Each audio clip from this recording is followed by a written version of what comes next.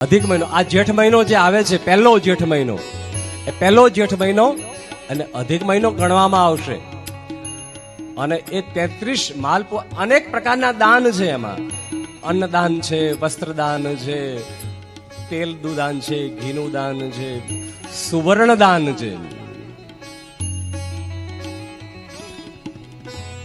જેના રક્તનો વિકાર હોય, જેના શરીરમાં કોઈ એવો રોગ હોય, જીવનમાં એકવાર ગૌદાન અને એકવાર સુવર્ણ દાન તો અવશ્ય કરવું જોઈએ. કેમ કે સુવર્ણ દાન છે ને, એ મારા ને તમારા અંદરથી, મારા ને તમારા ઘરમાંથી કલિયુગનો નાશ કરે છે. શું કરે? કલિયુગનો નાશ કરે. કારણ કે સુવર્ણની અંદર, ભાગવતજીમાં લખેલું છે, તમે ભાગવત સાંભળ્યું હોય તો, કે સુવર્ણની અંદર કલિયુગનો વાસ છે. અને એક વાર પણ માણસ એક તોલો પણ જો દાન ન કરે તો એની હારે કલિયુગ જાય. આવતો અવતાર પણ બગાડે.